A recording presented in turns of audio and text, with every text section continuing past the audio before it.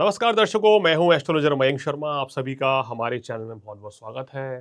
दर्शकों, ग्रह गोचर में आज चर्चा करेंगे मंगल ग्रह की। आपने देखा है मंगल ने दंगल मचा रखा है इस वर्ष की शुरुआत से ही। शुरुआत में देख रहे थे तो नीच के चल रहे थे मंगल, तो बड़ी उथल पुथल थी। उसके बाद फिर मंगल और केतु की युति के चलते बड़ी परेशानी देखनी पड़ी। इस दौरान अगर बात करें तो शनिदेव भी वक्री हो चुके हैं और मंगल और शनि का षडाष्टक योग भी चल रहा था। अब 28 जुलाई से जब मंगल और केतु की युति समाप्त होगी तो एक बड़ी राहत मिलेगी कई राशियों को, क्योंकि मंगल जो है सिंह राशि में अग्नि तत्व की राशि है, सिंह राशि, और खुद भी एक अग्नि तत्व के ग्रह हैं, तो वहाँ बड़े बलशाली, बड़े पावरफुल हो जाते हैं। और केतु भी जब सिंह राशि में बैठेगा तो कहना चाहिए कि बड़ी ज़बरदस्त अग्नि की वृद्धि होती है, आवेश, आक्रोश लोगों में बढ़ता है, क्रोध की अधिकता बढ़ती है और आए दिन कोई ना कोई दुर्घटनाएं इत्यादि बहुत ज़्यादा घटती रहती हैं। अब क्या युति बन रही है? अब देखिए, मंगल और केतु की युति तो समाप्त हो जाएगी, लेकिन यहाँ से मंगल अपनी शत्रु राशि कन्या राशि में जा रहे हैं। तो मंगल का यहाँ जाने से कहते हैं कि मंगल थोड़ा कमज़ोर पड़ते हैं। लेकिन इसी मंगल को बल देने के लिए मीन राशि में शनि पहले से ही बैठे हैं, तो मंगल शनि का समसप्तक योग बनेगा। और ज्योतिष में कहा गया है दर्शकों कि मंगल शनि की युति अगर ग्रह गोचर में चल रही हो, किसी कुंडली में हो, अशुभ भाव में हो, तो ये शुभ नहीं माना जाता है। तो इसी तरीके से मंगल शनि का समसप्तक योग जो है, इसको किसी भी दृष्टिकोण से हम शुभ नहीं कह सकते हैं। कुछ राशियों को ये लाभ जरूर देगा, लेकिन अधिकतर राशियों को ये परेशानी, मानसिक तनाव, वाहन से चोट, दुर्घटना इत्यादि, शारीरिक कष्ट या कोई बीमारी दे सकता है। तो इस समय पे 12 राशियों को वैसे सावधान रहना होगा, लेकिन कुछ एक राशि ऐसी भी हैं जिनको इस परेशानी के साथ साथ धन लाभ भी हो सकता है, उनके काम कारोबार में बड़ी सफलता भी ये दोनों ग्रह समसप्तक योग बनाकर बना सकते हैं। तो दर्शकों, बिना समय गंवाए चर्चा करते हैं 12 राशियों की, और शुरुआत मेष राशि के साथ। मेष राशि वालों, अगर समसप्तक योग की बात करें, मंगल छठा और 12वें में शनि, तो यहाँ आपको रोग, चोट, दुर्घटना होने की आशंका है। वाहन इत्यादि संभल के चलाएं, आपके लिए बेहतर रहेगा। थोड़ा सेहत का ध्यान रखें, व्यर्थ के वाद विवाद से बचें तो आपके लिए बेहतर है। लेकिन काम कारोबार के लिए, धन लाभ के लिए, आर्थिक स्थिति के लिए ये समय आपके लिए अच्छा रहेगा। इस समय नए काम की शुरुआत तो बिल्कुल ना करें, क्योंकि 7.5 आपको है। जो भी बिजनेस व्यवसाय कर रहे हैं, नौकरी कर रहे हैं, उसमें बेहतरी के लिए प्रयास किया गया आपका इस समय सफल होगा। चर्चा वृषभ राशि वालों की। वृषभ राशि वालों, इस दौरान पेट संबंधी रोग से ग्रसित रह सकते हैं। बड़े भाई के साथ कोई वाद विवाद हो सकता है। संतान के साथ किसी भी तरह के मनमुटाव से बचें। लेकिन ये गोचर आपके व्यापार, नौकरी और आर्थिक जगत के लिए काफ़ी अच्छा है। इस दौरान नए कार्य की शुरुआत हो सकती है, धन लाभ के योग बनेंगे, व्यवसाय बहुत अच्छा चलेगा, नौकरी परिवर्तन के योग बन रहे हैं। अगर आप कला जगत से हैं, फिल्म इंडस्ट्री से हैं, खिलाड़ी हैं, तो ये गोचर आपके लिए बहुत अच्छा रहेगा। अगर आप बिजनेसमैन भी हैं तो भी आपको बहुत ज़बरदस्त ये गोचर शुभ फल देने वाला है। चर्चा मिथुन राशि वालों की। मिथुन राशि वालों, चतुर्थ भाव में मंगल आ गए हैं, मांगलिक दोष का निर्माण हो गया है, तो वैवाहिक जीवन में थोड़ी सी परेशानी बनी रहेगी। लेकिन अच्छी बात क्या है मिथुन राशि वालों, लग्न में गुरु बैठे हैं, तो कोई बड़ा संकट, कोई बड़ी दिक्कत आने नहीं देंगे। लेकिन मंगल शनि के टकराव के चलते यहाँ गृहस्थ जीवन में, कार्यस्थल पर, वैवाहिक जीवन में, पारिवारिक जीवन में आपको सुख शांति बनाए रखनी होगी। कभी कभी क्रोध की अधिकता बढ़ सकती है, जिससे आपके रिश्ते खराब हो सकते हैं, तो इस चीज़ का ध्यान रखें। कार्य क्षेत्र में लापरवाही बिल्कुल ना करें। हालांकि व्यापार के दृष्टिकोण से समय अच्छा है, धन लाभ के लिए भी अच्छा समय कहा जा सकता है।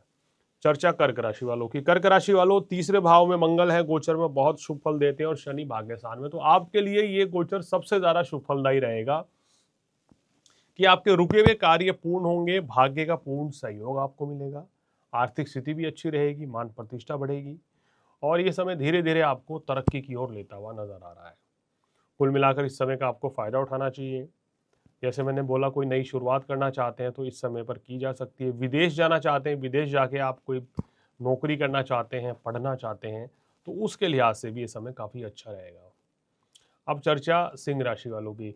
सिंह राशि वालों, आपके लिए ये जो समय है, इस समय आपकी राशि में से मंगल केतु की युति हटी है, तो एक बड़ी राहत आपको मिलेगी। बड़े स्ट्रेस से, एंग्जाइटी से, उस तरह की समस्याओं से राहत मिलेगी।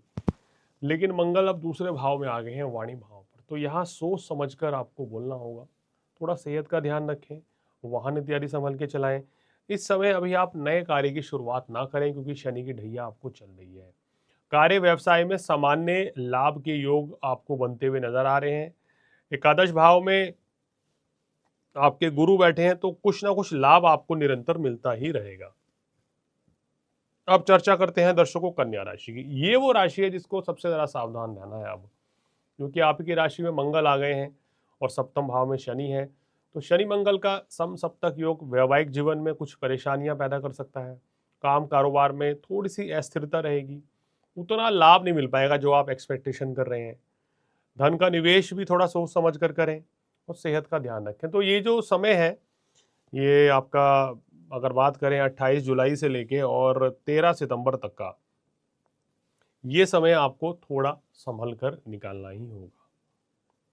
अब चर्चा तुला राशि वालों की। तुला राशि वालों, आपके लिए 12वें भाव में मंगल आ रहे हैं, तो धन का कारक 12वें भाव में, व्यापार का कारक 12वें भाव में, और शनिदेव छठे भाव में। शनि मंगल का समसप्तक योग रोग की वृद्धि कर सकता है।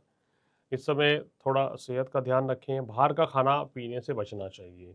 हालांकि भाग्य स्थान में गुरु जो हैं वो किसी बड़े संकट से आपको बचा रहे हैं और उत्तम भाग्य वृद्धि का योग बना रहे हैं, लेकिन इस दौरान खर्च अधिक रहेगा। हो सकता है कि आपका पैसा आप किसी को उधार दे रहे हैं या देना चाह रहे हो तो वो रुक जाएं, सोच समझ के दें, अन्यथा वो पैसा फंस भी सकता है।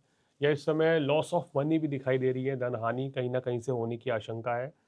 तो धन का निवेश सोच समझ कर करें, फिजूल खर्ची से बचें। हालांकि काम कारोबार के लिए ये गोचर जो है प्रभावित नहीं कर रहा है। भाग्य स्थान में गुरु बैठे हैं, शुक्र की स्थिति बहुत अच्छी है, जिसके चलते आपके काम कारोबार में सामान्य से अधिक लाभ आपको मिलता हुआ नजर आ रहा है। चर्चा वृश्चिक राशि की।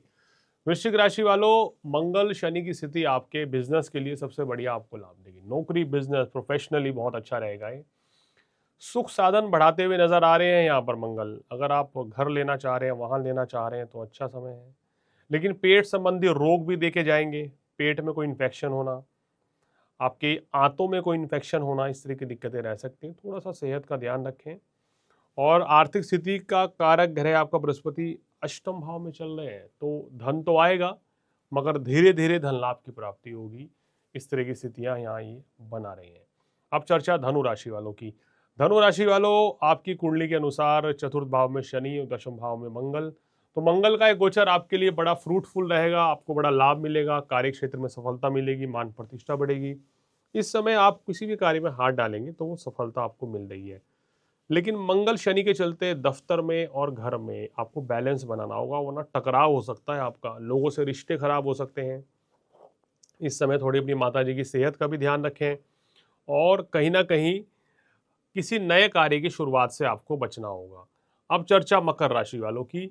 मकर राशि वालों, इस योग के चलते तीसरे भाव में शनि और मंगल जो है आपके, बात करें तो भाग्य स्थान में रहेंगे, तो ये बड़ी राहत आपको देने जा रहे हैं। इस गोचर के चलते आपकी परेशानियों से आपको छुटकारा मिलेगा, भाग्य साथ देगा, सुख साधन भी बढ़ रहे हैं, व्यापार में अब अच्छा लाभ मिलना शुरू हो जाएगा।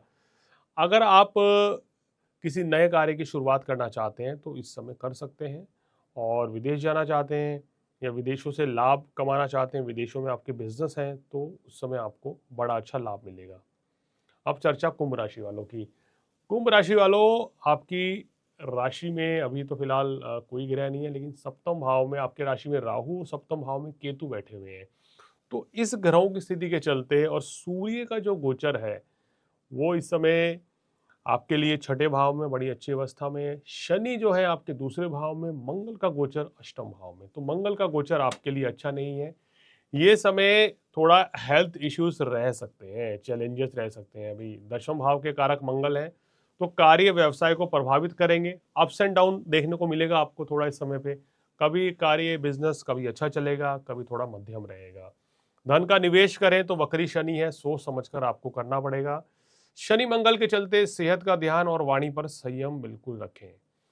अब चर्चा अंतिम राशि मीन राशि की। ये वो राशि है कन्या के बाद जिसको सबसे ज्यादा परेशानियां बढ़ सकती हैं, क्योंकि आप ही की राशि में शनि और सप्तम भाव में मंगल चल रहे हैं। तो देखिए, आपके और आपके लाइफ पार्टनर के बीच या बिजनेस पार्टनर के बीच किसी चीज़ को लेके इस समय विवाद हो सकता है। तो कोशिश करें, कोई भी डिस्प्यूट है, कोई भी वाद विवाद है, मिल बैठ के सुलझाएं। क्रोध की अधिकता से बचें। सेहत का ध्यान रखें। अगर आपको कोलेस्ट्रॉल या बीपी की शिकायत है या हार्ट रिलेटेड कोई भी प्रॉब्लम्स हैं, तो विशेषकर आपको लापरवाही करने से बचना चाहिए। डॉक्टर को ज़रूर दिखाएं, इसका ट्रीटमेंट कराएं। इसके अलावा कार्यस्थल पर थोड़ा मजबूती के साथ आगे बढ़ेंगे। हिम्मत, साहस की ज़रूर वृद्धि हो जाएगी यहाँ पर इस योग में, ये आपको लाभ मिलेगा। लेकिन आप कोशिश करें कि किसी के साथ संबंधों में कोई दरार ना पैदा हो, संबंध खराब ना हो जाए, अन्यथा तो आपके रिलेशन आगे इम्प्रूव होने में काफ़ी लंबा समय लग सकता है। तो दर्शकों, शनि मंगल के समसप्तक योग की चर्चा करी, मंगल के गोचर की चर्चा करी। अब अंत में क्या उपाय करें? जिन राशियों को समस्याएं हैं या 12 राशि वाले इस समय हनुमान चालीसा, शिव चालीसा और शनि चालीसा का पाठ करें तो विशेष लाभ मिलेगा। मंगलवार के दिन हनुमान जी को लाल चोला बूंदी के लड्डू चढ़ाएं। शनिवार के दिन शनि देव को सरसों का तेल, बादाम, काले तिल, काले चने, साबुत उड़द अर्पित करने से आपको विशेष लाभ मिलेगा। किसी के जीवन में कोई भी किसी भी तरह की समस्या परेशानी है, ये उपाय करने से आपको विशेष लाभ मिलेगा। तो दर्शकों, आज फिलहाल इतना ही। अगले एपिसोड में किसी और जानकारी के साथ फिर आपके सामने हाजिर होंगे। तब तक एस्ट्रोलॉजर मयंक शर्मा को दीजिए इजाजत। नमस्कार।